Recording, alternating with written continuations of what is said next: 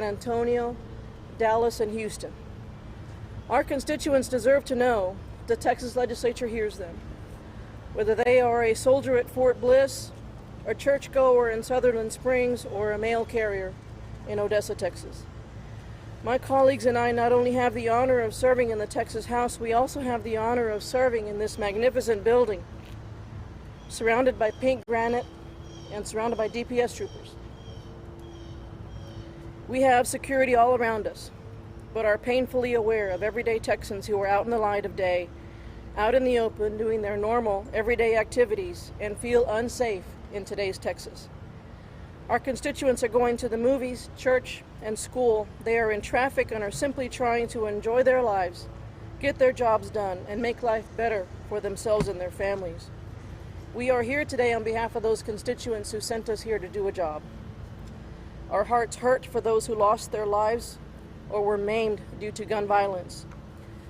We fully recognize Texans who are fearful of being shot either because of hatred or misguided random anger. But we are not powerless.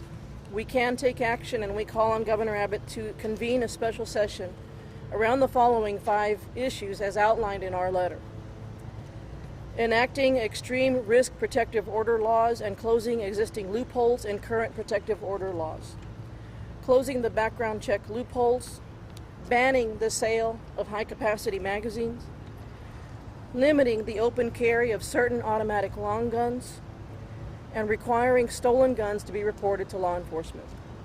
Each of us feels these tragedies quite personally. I'm originally from El Paso, Texas, and was in the El Paso Walmart the week before the shooting. My family could have easily been in the line of fire. Thoughts and prayers have their place, but members of the Texas legislature and our governor were duly elected to write law, to take action, to lead in the face of tragedy, not sit on the sidelines, and not pander to a small minority that doesn't support common sense gun reform. We've had enough round tables, we've had enough blue ribbon committees, we've done enough studies. There are actions we can take today to save Texas lives. Each of us will be speaking to you today with some short comments. Please hold your questions until the end, where Eddie Rodriguez will be our last speaker and we'll field questions. I will now ask Senator Watson to say a few words. Senator, thank you for coming today. Thank you. Thank all of y'all for being here. As has already been mentioned by Representative Israel, I don't have to tell you that Texas seems to be leading a horrifying national trend of more frequent and more deadly mass shootings. With just the last 2 mass shootings in El Paso and Midland, Odessa, we've lost 29 people and seen another 50 wounded. And of course, mass shootings are only one of our gun violence emergencies in Texas. We have a mass shootings crisis, a murder crisis, a suicide crisis, and a domestic violence crisis, to name a few. We lose over 3,300 Texans to gun-related deaths every year. And yet, like many Texans, I'm frustrated that the next mass shooting feels more inevitable than concrete action to stop it. It doesn't have to be this way. Why should it be this way? I think about the loss of so many all of the time. They stay in my thoughts, and I pray. I believe prayer works. I believe it works for those who we lift up, and I pray because it brings me a sense of relief. I pray mostly for the innocent people who have lost their lives, their loved ones, their health, or their sense of security. And I pray it won't happen again. But I also think we should pray for the wisdom to address the problem we face.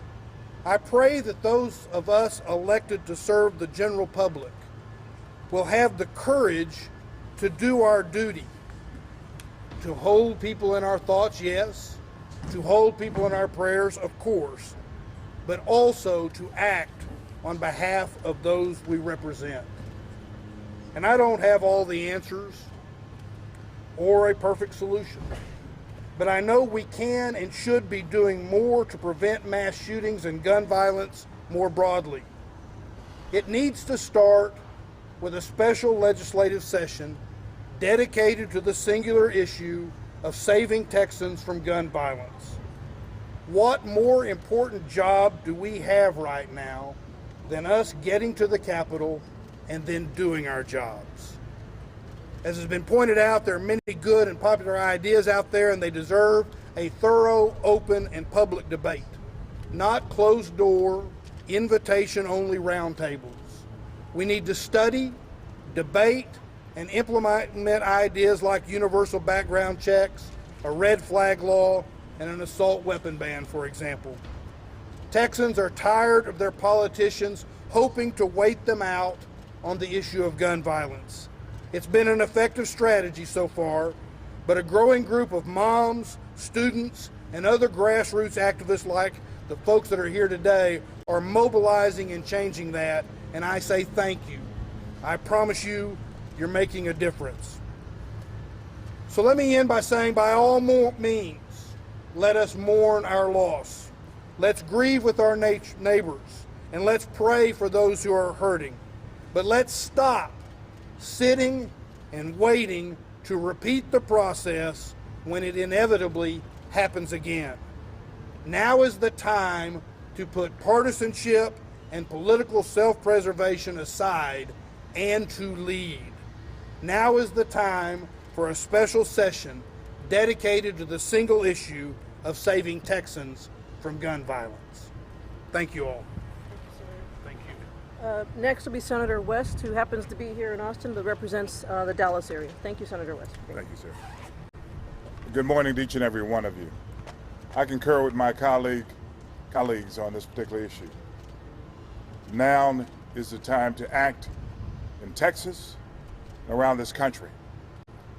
If you believe in polls, in which many politicians look at polls to determine exactly what is the public sentiment, we know that the great majority of Americans, more specifically Texans, want to see something done about this particular issue. The fact is that the new normal is wondering whether someone is going to be a mass shooter in a public area that you happen to decide to go to. And then you have to think about whether or not you need to take the chance to go to a mall, go to a movie, or go to any public area where you have a lot of people. That's where we are now, a high school football game. Texas is ground zero. And so what I would ask the governor to do is to call a special session. And this is what I say to the governor. You won't have to walk alone.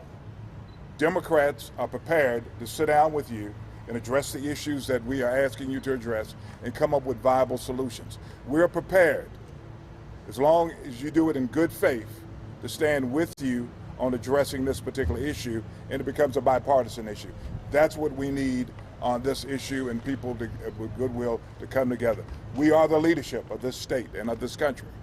And if we don't do it, then who's going to get it done? The governor has the power to call all of us back for a single focus special session on this issue. And I suggest to you, Governor, that Democrats will stand with you on this issue and get something done. But it's up to you to lead, and it's up to the President and Mitch McConnell to lead on a national basis.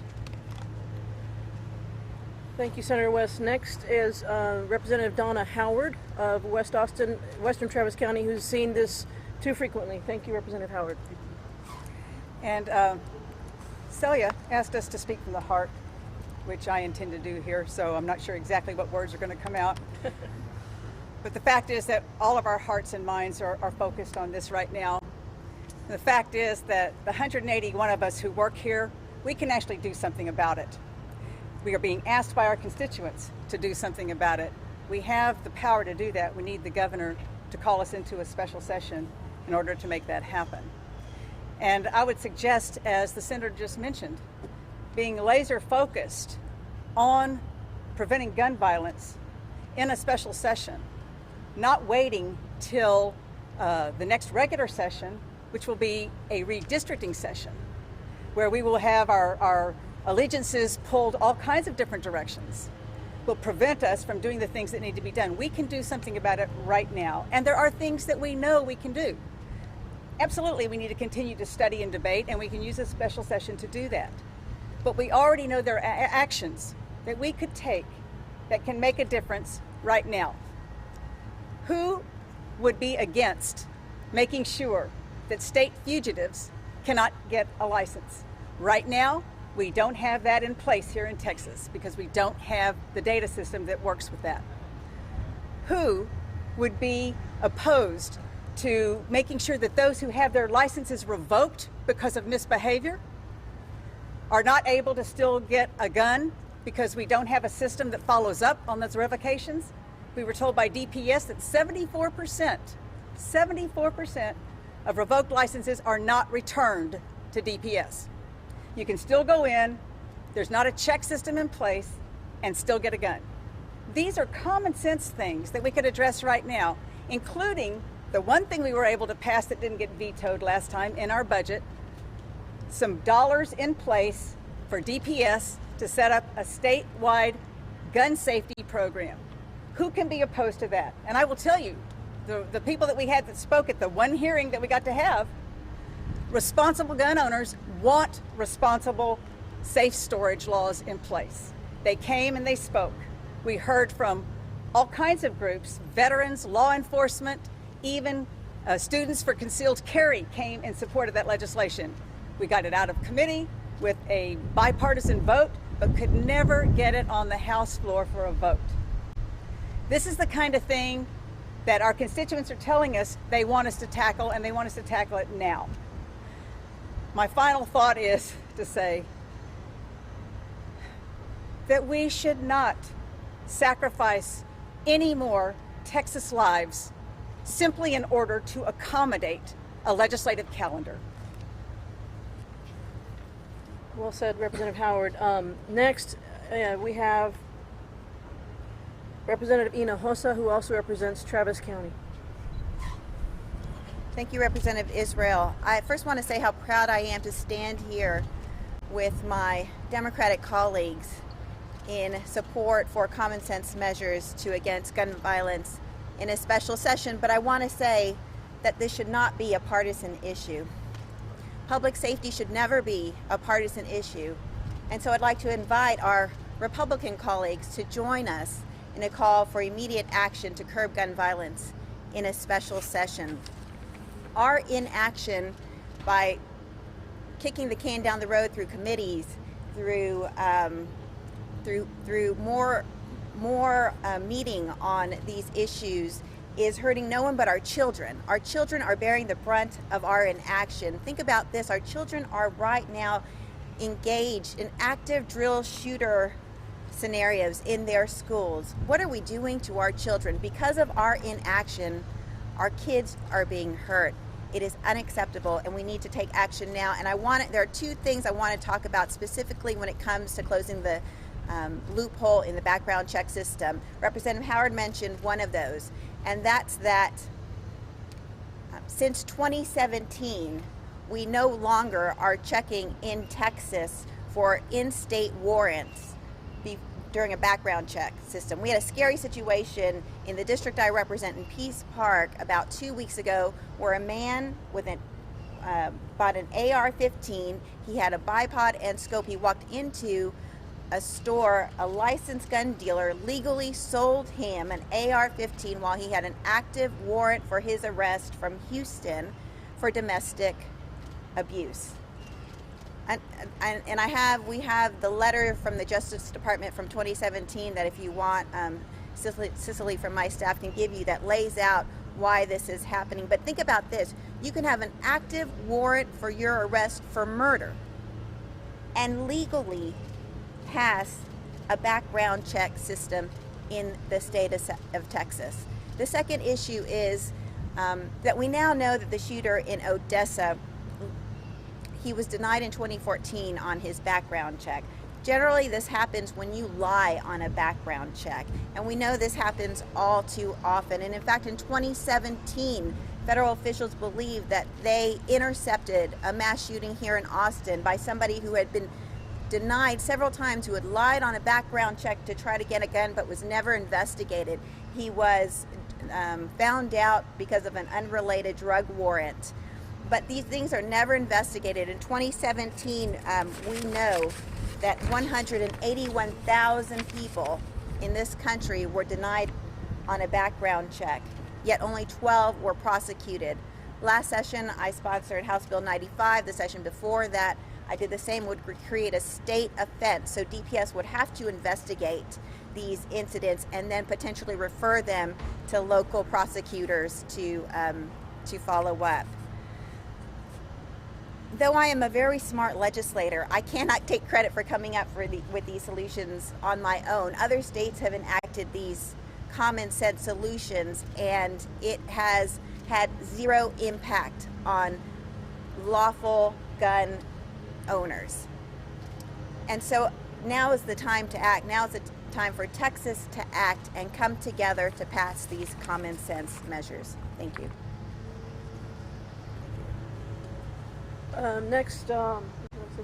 Next we have newly elected and hopefully coming back, Representative Tallarico, who represents Williamson County, Representative James Tallarico. Yesterday I was heartbroken. Today I'm angry. If you have encouraged white nationalist rhetoric, if you have blocked common sense gun safety measures, if you have refused to expand mental health care, if you have accepted contributions from dark money groups like the NRA, then you have blood on your hands. Today I'm angry, but tomorrow I'll find forgiveness, and I'll extend my hand to any Texan of any party, of any background, who can summon the moral courage to help us solve this problem. The people of El Paso, the people of Midland have showed us their strength, and now it's up to all of us to show them ours. Thank you. Next we have Representative John Busey, also of Williamson County. Good morning, everybody. I want to thank y'all for taking the time. You've heard from our colleagues. There's passion and desire to get to work on this issue. We shouldn't have to be outside of the Capitol having this conversation. We were elected to have this conversation and this debate on the House and Senate floors. That's our responsibility, and it's time that we have that special session so we can get to work, because you see that there is a need and a desire to get it done. I was a student in high school when Columbine happened, and in the 20 years since then, it seems that very little has changed, except for more communities have suffered a similar fate to that of Columbine. We woke up that morning of the fear and the confusion of what was going on, and now we all live in that daily, seeing that potential in all of our communities. Whether it's in Columbine or Newtown or Las Vegas or Pulse, or here in Texas, Dallas, Midland, Odessa, what we've seen in El Paso, in our schools in Santa Fe. This is an ongoing problem that has cost so many families so dearly. My wife and I are expecting our first child, and I think about the world I want my new baby girl to live in, the world I want her to grow up in. I know I don't want it to be a world where families are scared to take their kids to school, where families are scared to go shopping in public and have their chores and errands be a place where they don't feel safe to go to Home Depot or to the Walmart or wherever they need to go on the weekend. That's not the Texas I want to live in, and I know that Texans deserve better from all of us. We have to take action. We should look at real solutions, like the red flag laws that we've talked about, like background checks and closing loopholes. These are things that we could get done, and we can get done on a bipartisan fashion, because we know the people of Texas want this. We've got to break through the partisan gridlock and make sure we come together and stop getting slowed down by the tired old thinking of the past, because we can make real change when we get in this building, when we call a special session, and when we work together. We owe it to the families of those who have been injured or killed by a person with a gun, and to their families who have suffered alongside of those that have been injured, to take on this challenge of finding a solution. We were elected to take on these challenges head on, not to stand outside or have roundtables, but to have public debate on the House floor. So I'm so proud to stand here with these hardworking elected officials, my colleagues, to call on our governor to demand that we get back in the building and work towards solutions for mass shootings and gun violence in the state of Texas. So I thank all of them for being here, and let's get to work, and let's have the governor make this happen so we can work for Texas families. Thank you. Next, we have also from Austin and Travis County Representative Cheryl Cole. I concur with everything that has been said. I do want to ask for a brief moment of silence for the victims.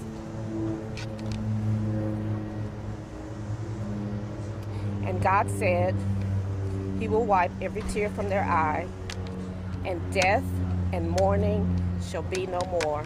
The former things have passed away. He didn't say that to the Tea Party or to just Democrats. He said it to everybody. The climate of hate from Washington to El Paso to what might be brewing wherever in the world has to be addressed, and that's called leadership. And that doesn't bear a party name. And when we took our oath, we didn't say, we're here to act as Democrats, we're here to act as Republicans. We said we are here to serve. And that's what my colleagues and I intend to do. Thank you. Next, we have Representative Aaron Zwiener from Hayes and Comalton. Hi, y'all. Representative Aaron Zwiener, House District 45, Hayes and Blanco counties. And the first thing I want to say is that I refuse to accept it as normal that we lose dozens of people every year in Texas to these incidents of mass public hate and shootings. I refuse to accept it as normal. And I know my colleagues here with me today agree with that and refuse to accept it as normal. And I hope that the rest of my colleagues and the governor and the lieutenant governor will also refuse to accept this as normal. I represent the most rural district of the folks here. I suspect I represent more gun owners than anybody else here today. I also am a gun owner myself. I spent 3 months in the backcountry carrying a revolver on my hip. I know the responsibility that comes with owning and carrying a weapon, and I know that most gun owners know that responsibility and support common sense gun protections like what we're talking about today. I've had those conversations with my constituents. Most gun owners support reform. Most gun owners support closing the background check loopholes. Most gun owners support extreme risk protective orders.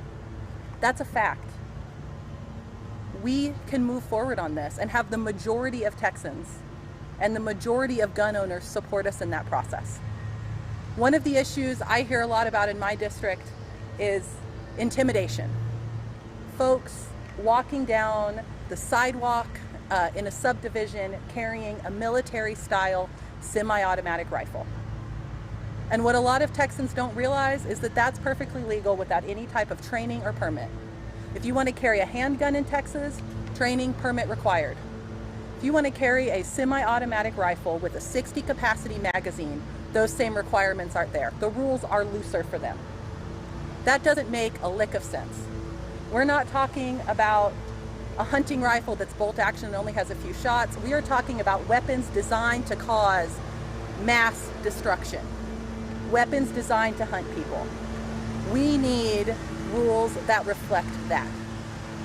And just as members of my district feel intimidated when this small minority of gun owners decides to carry weapons like this down the street, I see some of my colleagues intimidated by a small minority of gun activists when they are refusing to take action. So I want to call on my fellow colleagues and call on the governor to be courageous, to not be held hostage by the opinion of a small minority, and to take courage and act and do what the people of Texas are asking us to do, which is to protect our families and our children. That's what we were sent here to do. And Governor, I want you to know that the gun owners of Texas will be with you. Next, we have State Representative Vicki Goodwin from Travis County. At a town hall recently, a 20-year-old constituent told me he felt traumatized by the lockdown drills held at his high school years prior. At another event, a teacher told me about a student who would not sit with his back to the door because he always wanted to be able to see if a shooter entered the classroom. Guns in our society are causing a great deal of trauma. I know the consequences of trauma. My dad was shot and killed in 1990 while I was a student in graduate school. For months after his death, I would go to the library to study, only to open up a book, staring at the pages, not seeing any words as tears began to fall. I don't know how I finished my last year of school, mostly due to kind-hearted professors and fellow students who helped me through the trauma. These days, we aren't talking about one death at a time. We're seeing mass casualties on streets, in our schools, and places of worship, places of business, unlike anything we witnessed a generation ago. We are raising a generation of kids who are learning that a shooter coming into their school campus is something to expect and prepare for, just as we prepared for the eventuality of a fire in my day. Now, in addition to fire drills, we have active shooter drills. In my youth, our school officials would do all in their power to prevent a fire. Today, we are not doing enough to prevent the shootings from happening. There are steps we can take to make our community safer, and we must come together to find some common ground and agreement. Too often we are hearing that the gunman with a felony past, about a gunman with a felony past who shouldn't have been sold a gun, which tells me our background check system is broken. We must fix it. Too often we are hearing about a gunman who gave warning signs, red flags, indicating that he was likely to harm himself or others. But those signs were ignored. We must change that. Young people today are watching the adults in the room, and they are saying we don't have the guts to act. The problem is not our unwillingness to act, it's the power of the NRA and a small group of individuals who believe their right to own guns supersedes others' right to a peaceful and safe society. It's time for change. I, along with my Central Texas senators and representatives, ask for the governor to act and call an emergency special session to address the mass shootings and put in place some safeguards that will bring about safer communities. So next we have the dean of our delegation, who also has seen this far too often, State Representative Eddie Rodriguez, who will also help us field any questions you may have. Thank you all very much for sticking with us here. I'll be brief. I really do believe that one of the primary purposes of government at every level is public safety. That's one of our very top priorities, and we are neglecting our obligations to keep the public safe. You know, after the mass shootings before last session, there was a blue ribbon panel committee called, and there was some suggestions made, including red flag laws and reporting stolen weapons to law enforcement, which is a bill that I filed. Neither one of those passed. What did pass, however, is allowing for more armed marshals in our public schools. That's one of the only things that that Blue Ribbon Committee recommended that actually passed. We have to do better than that. What is represented behind me is the Central Texas delegation's unity and commitment to do something about this epidemic, about these tragedies. But we can't do anything, as has been stated, while we're in the interim. All we can do is have press conferences, talk to our constituents, try to tell them that everything's going to be okay. There's only one person that stands in the way of us having this dialogue and these communications in a meaningful way, and to maybe, just maybe, create laws that will protect Texans, and that's the governor. Only he can have us do something about this problem in a meaningful way, in soon and not later. We can't wait a year. We can't wait over a year. God knows how many more of these incidences will happen. We have to try to do something now. I will answer the first question that I'm sure someone's going to ask, which is, will this press conference make a difference? Will it cause the governor to call a special session? The answer is, I don't know. But we have to do something. And we'll do more of these every day if we have to, because we can't stay silent as the Central Texas delegation and as Democrats, frankly. So with that, I'll open it up for questions, and any one of my colleagues here will be happy to answer them as well. Governor Abbott's office says in response to these press conferences that he's not going to, his words, that call a special session with a helter-skelter approach that will just go to party line votes. But my question to you guys are there any of these 5 things that you guys could guarantee that there's enough consensus on and enough Republican votes? Well, there's no way to guarantee that there would be enough, but I think that we're seeing these shootings, mass murders happening more and more and more. I think I'm seeing a shift in the will, even among my Republican colleagues, to do something more proactive. I think red flag laws was something at least we discussed last session. Maybe that's one that we can get across the line. You know, if you're talking about high capacity magazines, that might be a different conversation. But I'd like to have anyone answer this question. Let me say this. In response to your question, we as Texans, we're Democrats second. We're telling the governor this is not a party line partisan issue. That's not what this issue is. Texas is ground zero for mass shootings. We're saying to him today, and hopefully you'll get this word out to him, that we stand ready to visit with him, a responsible delegation to visit with him, but this rhetoric about partisan lines, take it off the table. We're talking about trying to get something done for the great state of Texas and to deal with this particular issue. Yes, there'll be backs and forth, back and forth, back and forth, but the only way for us to do that is to have an open dialogue concerning us. Even if the governor wants to invite some Democrats in and sit down and visit with him before making a decision, to call a special session so he can gauge our, I guess you could say, good faith and not making this a partisan issue, but doing something about it. But right now it is a partisan issue because Republicans have the power to move it on the national level and also on the state level, and they have not utilized that power in order to get something done about it. And we tell him that we're willing to stand with him and craft responsible legislation that maintains the intent of the Second Amendment, but also help guarantee the safety so that the new normal in this country is not post-traumatic stress syndrome or disorders as a result of all these shootings. Senator Speaker Bonin and Governor Patrick have set up their select committees as of yesterday. I think their response would be that they are taking some action.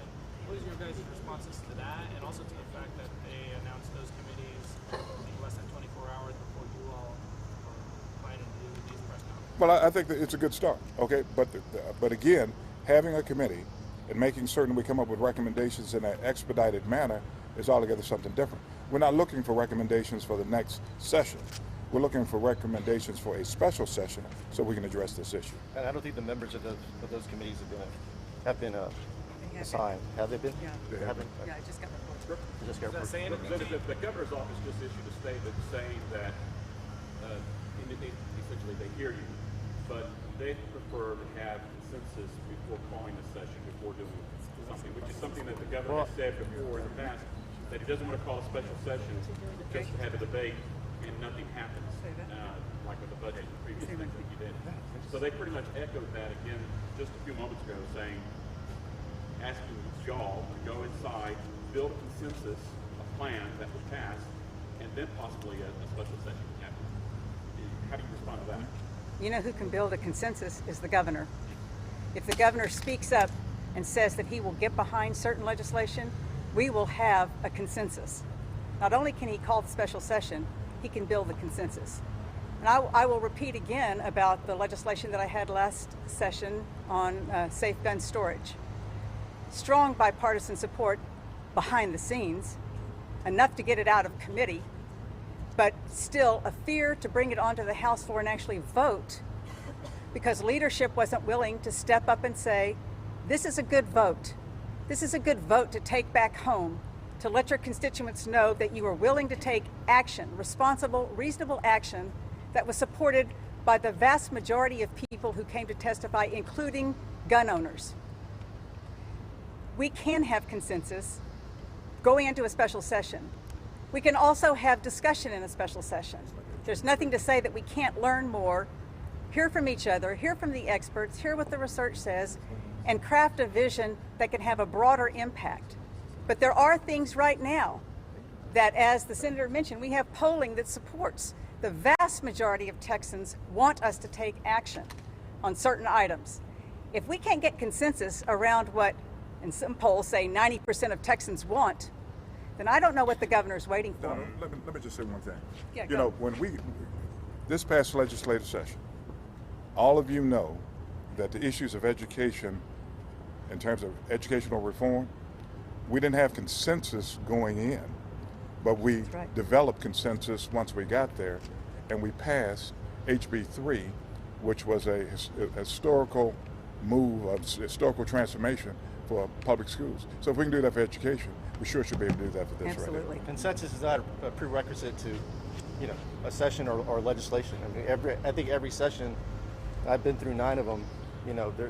Every bill is different going out than when it started. I mean, you have to have the legislative process, and that's really what we're asking for, is to have begin that process, not a year from now or over a year from now, but start it sooner than that, and preferably in a special session. So often we hear about background checks, and yet so many of these individuals, we've seen that the first thing that would give you an alert on a background check is the mass shooting that they just did. Mm-hmm. What are you guys suggesting that you think would actually have an effect, that would actually prevent some of these shootings that we've seen? Well, there is a federal law that prohibits somebody from lying on a background check to try to get a gun, as I said earlier. But we know that the ATF takes no action in investigating and prosecuting. And just like you said, we don't know that this has happened often until there is already a shooting, and then they go back and they're prosecuted for this additional crime. That is the wrong approach, and that is why I introduced, and many of my colleagues supported, a state lie and try bill that would preemptively have DPS look into what is going on these background check denials, and if somebody is lying on them, refer that to a local prosecutor to be prosecuted potentially. So Lieutenant Governor Patrick, I think yesterday, said on Fox News that he's open to a stranger to stranger, or closing that stranger to stranger sale loophole. What does that tell you? And I mean, that's not anything new. I mean, what does that show you where we are as a state? Do you want to address that? I was going to talk about high capacity magazines. Now, when we say stranger to stranger, are we talking about gun shows? I mean, the reality is we need to do background checks. I'm glad to see the Lieutenant Governor is moving. He's starting to think more and more about this particular issue. And I firmly believe that as we continue to discuss it, there may very well be other ideas that he will adopt and feel that should also be codified in law. And so I'm glad to see he's moving at least in that particular direction. Maybe that's something that. Expedited executions. Do you think that's an answer to a deterrent? I wouldn't even answer. No. Next question. Yeah, I actually want to come back and address the question of what's something we could do that would have an impact now that isn't part of this background check question. And we could ban high capacity magazines. That's easy. Right now, law enforcement, if somebody's walking down the street with a semi-automatic rifle with a 60 capacity magazine, they can stop and say hi, but that's about all they can do until that person points the gun at someone. These high capacity magazines are part of what allows these mass shootings to be so devastating so quickly before law enforcement has an opportunity to respond. So that's a simple thing, where if law enforcement sees someone going down the street with a high capacity magazine, if they can stop them and take their weapon because it's against the law, that'll make an immediate difference.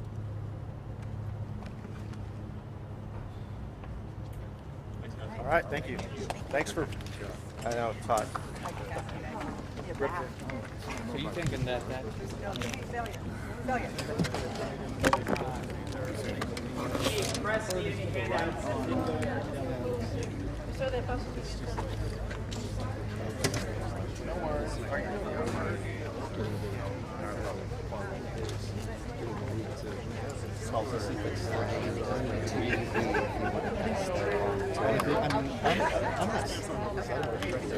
Let me have one of your cards there. I think that's great. Yeah, it's good to see you.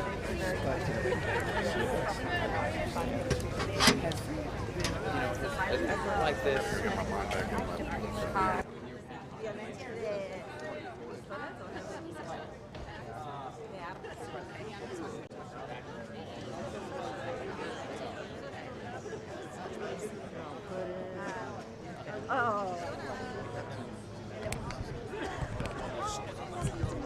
Oh, yes. Hi.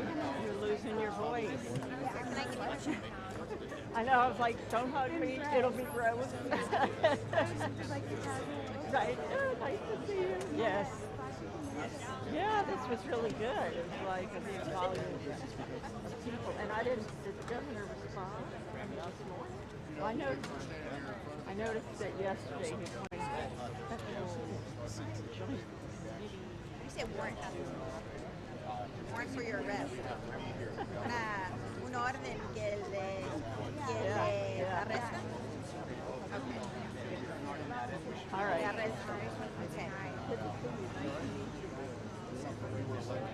Call me sometime. Pues juntamos nosotros miembros de la legisladora demócrata solamente para pedir al Governor Abbott que nos trae acá al capital, que nos mandan al capital para que podamos pasar leyes para proteger nuestras familias contra violencia de armas. Nosotros ya sabemos lo que está pasando en este estado con gente que no deben de tener armas, que tienen acceso muy fácil a armas y lo están usando para matar a gente,